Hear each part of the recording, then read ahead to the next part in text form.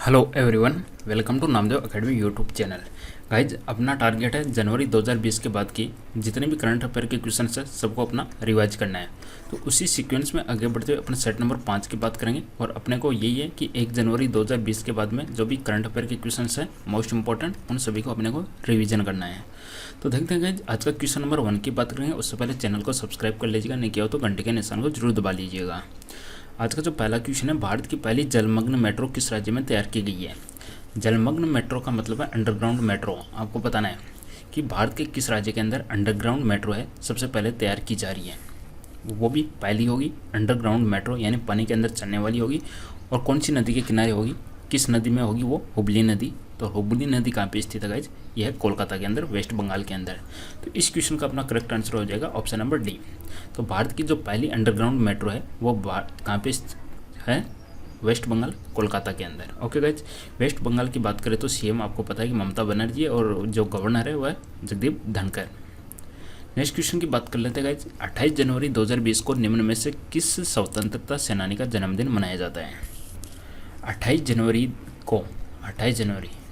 2020 को निम्न में से किस स्वतंत्रता सेनानी का जन्मदिन मनाया गया? बताना है आपको। 28 जनवरी को कौन सा स्वतंत्रता सेनानी है जिसका जन्मदिन आता है? 4 ऑप्शन आप लोगों के सामने। तो यहाँ पे आपका करेक्ट आंसर बन जाएगा option number A, Lala Lajpat Rai आपका करेक्ट आंसर हो जाएगा। लाला लाजपत राय की बात करें तो गाइज ये लाल बाल पाल तीनों गर्म दल के नेता थे, उनमें से एक थे। ओके गाइज, लाला लाजपत राय उन्होंने पंजाब नेशनल बैंक की स्थापना की। किसकी की? पंजाब नेशनल बैंक की। साथ ही साथ लाला लाजपत राय ने एक बीमा कंपनी की भी स्थापना की जिसका नाम था गाइज लक्ष्मी बीमा कंपनी। ओके, ध्यान में रखना, लक्ष्मी बीमा कंपनी और पंजाब नेशनल बैंक, इन दोनों की स्थापना की गई लाला लाजपत राय के द्वारा। ठीक है, गर्म दल के नेता थे और लाला लाजपत राय का गाइज जो उपनाम था वो था पंजाब केसरी। ये सब चीज़ें आप लोगों को ध्यान में रखनी है, सभी इंपॉर्टेंट है, एक से बढ़कर एक। एग्जाम में कैसे भी क्वेश्चन आ सकता है। लक्ष्मी बीमा बैंक की स्थापना किसने की? पंजाब नेशनल बैंक की स्थापना किसने की? पंजाब केसरी किसका उपनाम है? तो ये आंसर हो जाएगा अपना लाला लाजपत राय। नेक्स्ट बढ़ते हैं क्वेश्चन नंबर 4 की तरफ। किस राज्य सरकार द्वारा राष्ट्रीय लता मंगेशकर पुरस्कार 2018 हेतु प्रसिद्ध हिंदी संगीत निर्देशक कुलदीप सिंह को चुना गया? लता मंगेशकर अवार्ड की बात हो रही है। लता मंगेशकर, ये जो गायिका लता मंगेशकर है, इसका जन्म होता है कहाँ पे? एमपी के अंदर, इंदौर में है। तो ये जो पुरस्कार है ये किसके द्वारा दिया जाता है? ये पुरस्कार एमपी गवर्नमेंट के द्वारा दिया जाता है, मध्य प्रदेश सरकार के द्वारा दिया जाता है, क्योंकि इंदौर के अंदर उनका जन्मदिन होता है। तो इसी उपलक्ष्य में ये राष्ट्रीय लेवल पे पुरस्कार दिया जाता है मध्य प्रदेश के द्वारा, लेकिन ये होता है राष्ट्रीय लेवल पे, नेशनल लेवल पे होता है। तो इस क्वेश्चन का आपका करेक्ट आंसर क्या हो जाएगा? Option number B. तो गाइस, 2018 का किसको दिया गया? ये दिया गया कुलदीप सिंह को। ये नाम भी आपको ध्यान में रखना है। और कुलदीप सिंह कौन है? हिंदी संगीत निर्देशक। ध्यान में रखना है कि कुलदीप सिंह कौन है? हिंदी संगीत निर्देशक। मध्य प्रदेश सरकार के द्वारा इसको 2018 लता मंगेशकर पुरस्कार दिया गया। मध्य प्रदेश की बात करें तो शिवराज सिंह चौहान वहाँ पे मुख्यमंत्री और लालजी टंडन है वहाँ पे राज्यपाल हैं। भारत के 71वें गणतंत्र दिवस समारोह के मुख्य अतिथि निम्न में से कौन थे? इंपॉर्टेंट क्वेश्चन है गाइज। 26 जनवरी को 71वां गणतंत्र दिवस मनाया गया। 26 जनवरी 2020 को 71वां गणतंत्र दिवस मनाया गया। इस समय पे मुख्य अतिथि के रूप में कौन थे? 4 ऑप्शन आपके सामने हैं। बांग्लादेश के प्रधानमंत्री शेख हसीना, या चीन के राष्ट्रपति शी जिनपिंग, या ब्राज़ील के राष्ट्रपति जेर बोल्सोनारो, या नेपाल के प्रधानमंत्री केपी शर्मा ओली। तो गाइस, इस क्वेश्चन का आपका करेक्ट आंसर हो जाएगा ऑप्शन नंबर सी के साथ में, बांग्लादेश के राष्ट्रपति जेर बोल्सोनारो। सिंपल सा याद रख लीजिएगा, बांग्लादेश के राष्ट्रपति कौन है? जेर बोल्सोनारो। ठीक है, और बांग्लादेश की बात करें तो गाइस, बांग्लादेश की जो राजधानी है वो है ब्राजीलिया। ध्यान में रखना है आपको, बांग्लादेश की राजधानी है ब्राजीलिया। और बांग्लादेश की गाइस जो मुद्रा है वो है रियाल। बांग्लादेश, ब्राजीलिया, रियाल और बोल्सोनारो, जेर बोल्सोनारो राष्ट्रपति हैं। निम्न में से किसे हाल ही में सीआरपीएफ का नया महानिदेशक चयनित किया गया है? सीआरपीएफ का महानिदेशक किसे बनाया गया है गाइज? 4 ऑप्शन आप लोगों के सामने हैं। तो सीआरपीएफ का महानिदेशक चुना गया है गाइज एपी माहेश्वरी को। ऑप्शन नंबर बी आपका करेक्ट आंसर हो जाएगा। और इसका जो मोटो है गाइज, एग्जाम में पूछ लिया जा सकता है, सेवा और निष्ठा। सीआरपीएफ का गाइज जो मोटो है उसका नाम है सेवा और निष्ठा। और एपी माहेश्वरी है सीआरपीएफ के महानिदेशक।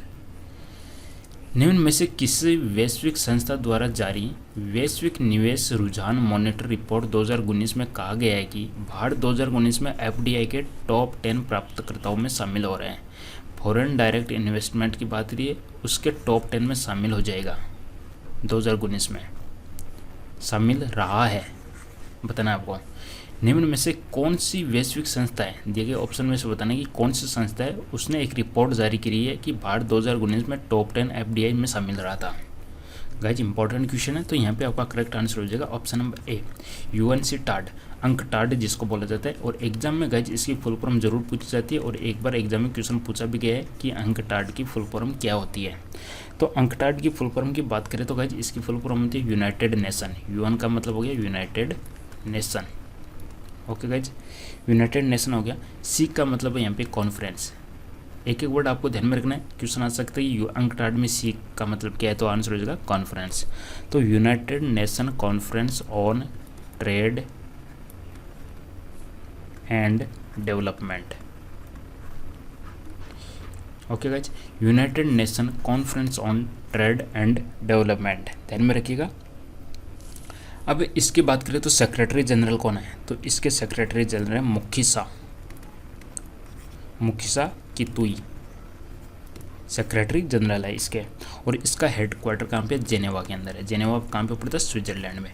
तो अंकटाड हो गया, फुल फॉर्म देख लीजिएगा, United Nation Conference on Trade and Development. Mukhisa Kituyi इसकी सेक्रेटरी जनरल है और जेनेवा के अंदर इसका हेडक्वार्टर है।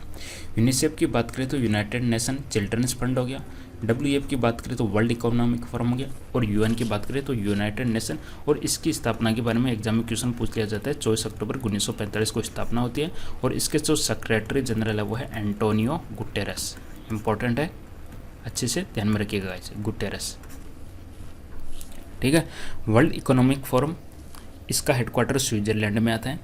और यूनिसेफ है, इसका हेडक्वार्टर भी न्यूयॉर्क के अंदर आता है। और एन वेनेमन यूनिसेफ के हेड है। किस राज्य सरकार ने हाल ही में राष्ट्रीय अन्वेषण अभिकरण अधिनियम, देखिएगा, राष्ट्रीय अन्वेषण अभिकरण, इसको बोला जाता है नेशनल इन्वेस्टिगेशन एजेंसी, जो NIA है उसी के बारे में बात हो रही है। NIA को हिंदी में बोला जाता है राष्ट्रीय अन्वेषण अभिकरण, ओके गाइज। अधिनियम 2008 की वैधानिकता को उच्चतम न्यायालय में चुनौती दी है। किस राज्य सरकार ने NIA एक्ट 2018 की जो वैधानिकता है उसको उच्चतम न्यायालय में चुनौती देने वाला राज्य कौन सा बन चुका है, तो गाइज यहाँ पे आपका करेक्ट आंसर हो जाएगा छत्तीसगढ़। छत्तीसगढ़ की बात करें तो रायपुर है, भूपेश बघेल वहाँ पे मुख्यमंत्री है और अनुसुईया उइके वहाँ पे राज्यपाल है, ओके गाइज। NIA की बात कर ले तो गाइज इसकी स्थापना होती है 31/12/2008 एक्ट के द्वारा।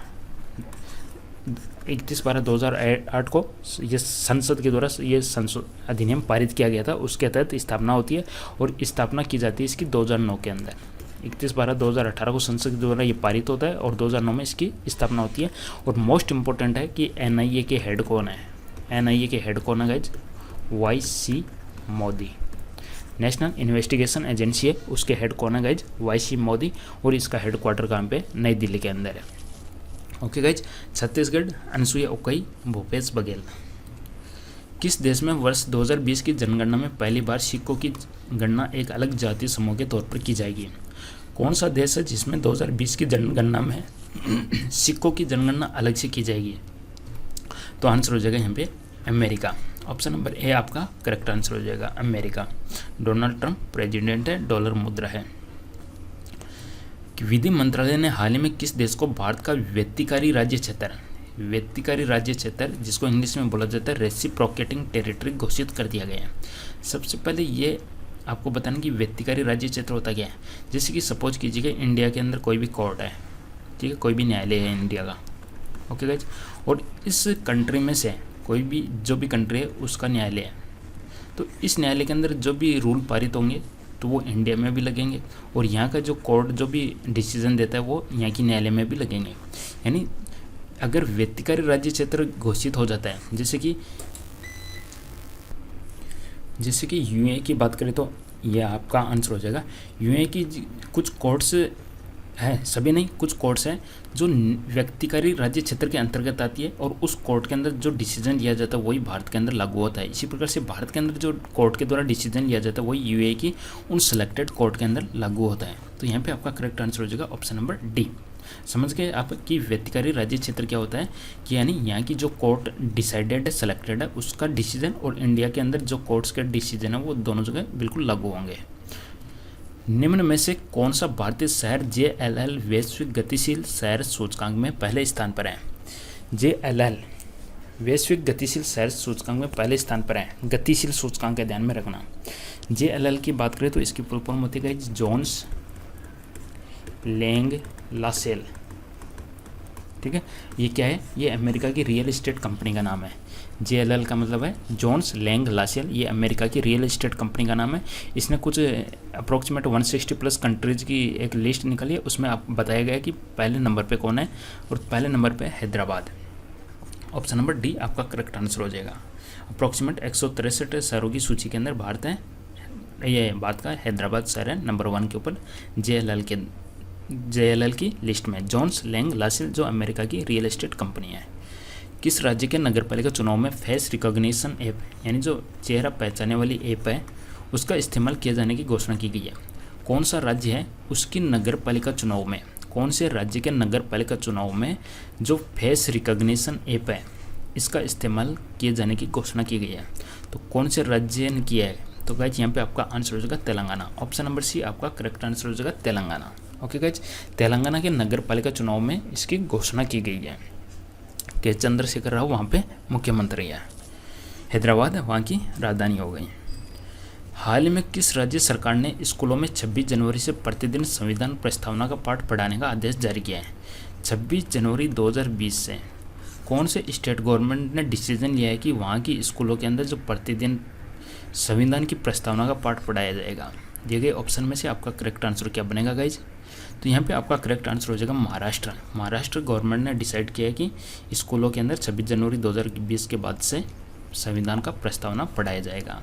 भगत सिंह कोश्यारी है वहाँ पे राज्यपाल है, और अजित पवार है वहाँ पे उप मुख्यमंत्री है अजित पवार महाराष्ट्र के अंदर, और उद्धव ठाकरे मुख्यमंत्री हैं। All India council of sports में मशहूर पहलवान योगेश्वर दत्त कौन है? पहलवान है। तथा किस पैरा ओलंपियन को शामिल किया गया है? देखिए guys, all India council of sports में एक तो योगेश्वर दत्त को शामिल किया गया है, एक पैरा एथलीट को शामिल किया गया है। उस पैरा एथलीट का नाम बताना आपको। तो उस पैरा एथलीट का नाम है दीपा मलिक। तो यहाँ पे आपका करेक्ट आंसर हो जाएगा ऑप्शन नंबर ए। तो क्वेश्चन आ सकता है कि all India council of sports में किस किस को शामिल किया गया है?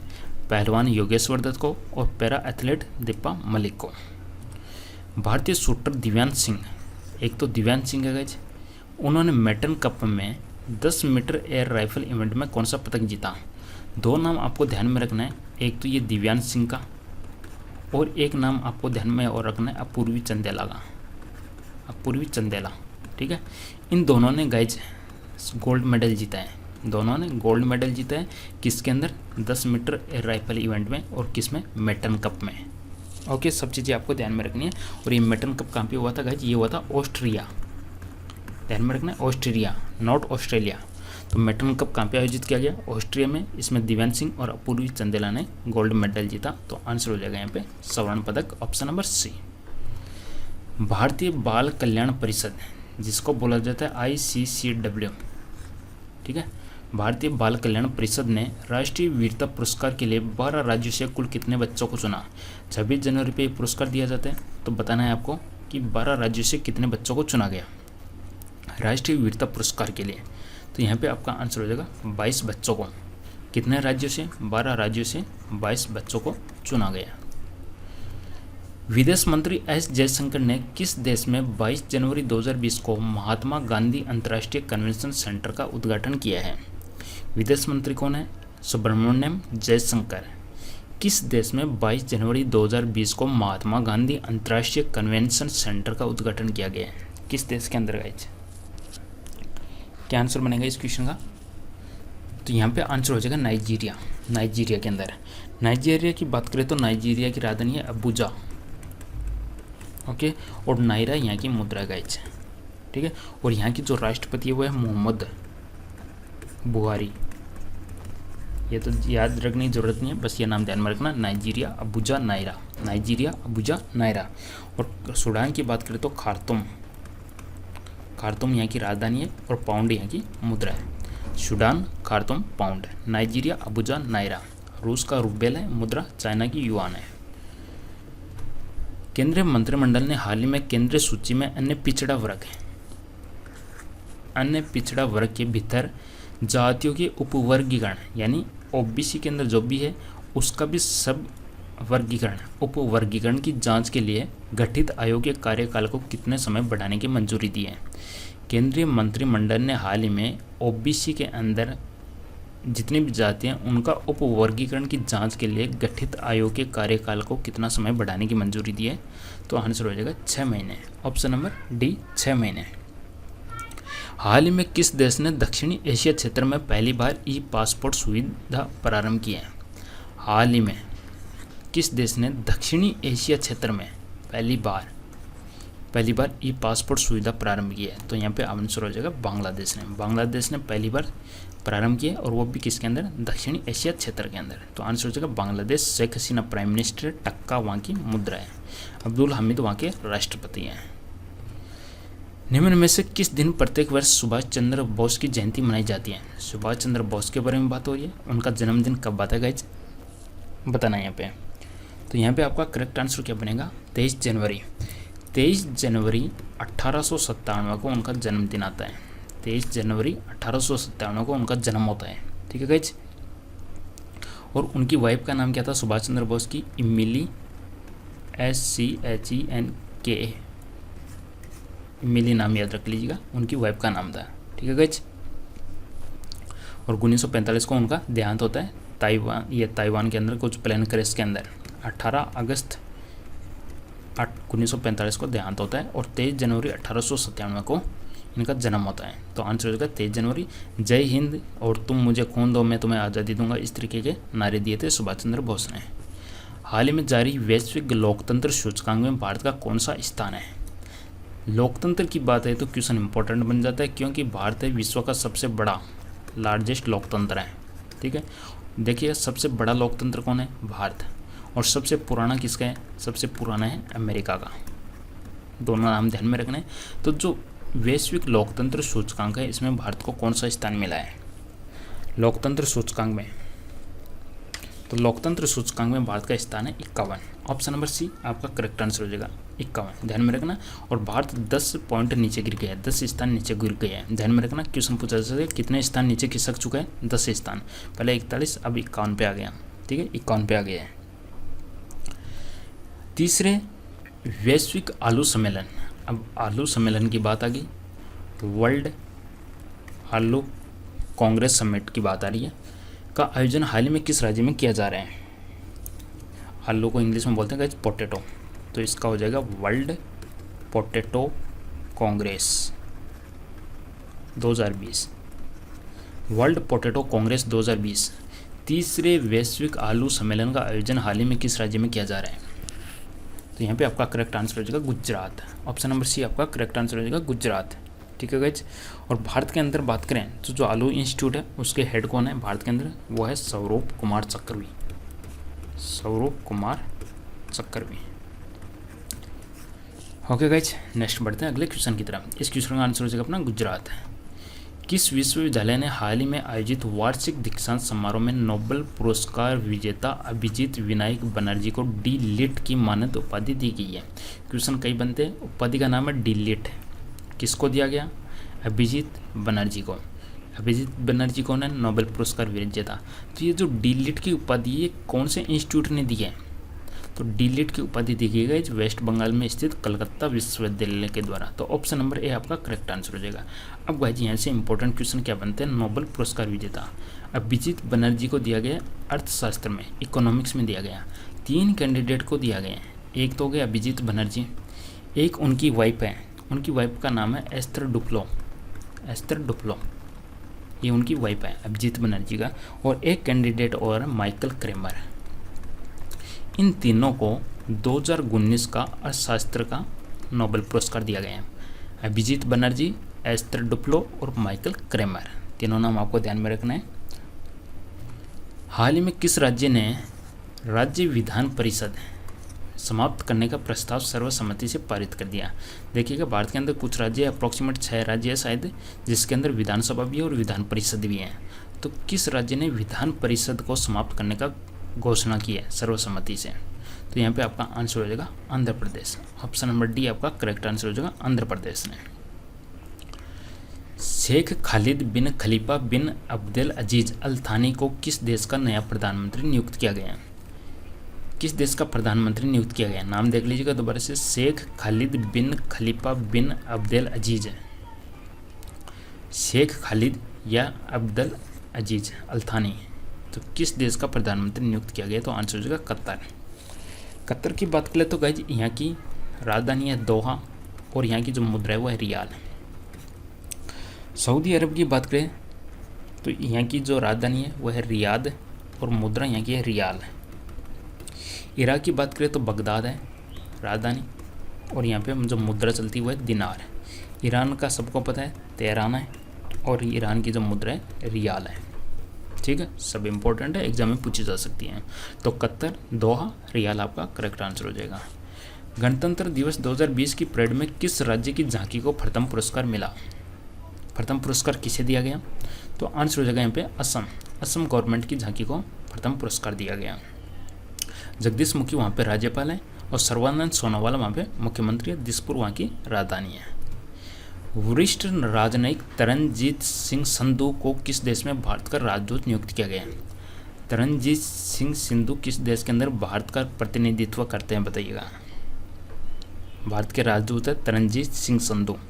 तो यहाँ पे आपका आंसर हो जाएगा ऑप्शन नंबर डी, अमेरिका के अंदर। ठीक है गाइज, अमेरिका। नेपाल के अंदर भारत के राजदूत कौन है? इंपॉर्टेंट क्वेश्चन है guys, Vinay Mohan Kwatra. Okay guys. China के अंदर भारत के राजदूत कौन है? तो विक्रम मिश्री। रूस के अंदर भारत के राजदूत कौन है? वेंकटेश वर्मा, डीबी वेंकटेश वर्मा भारत के राजदूत है। और अमेरिका के अंदर कौन हो गए? तरनजीत सिंह संधू।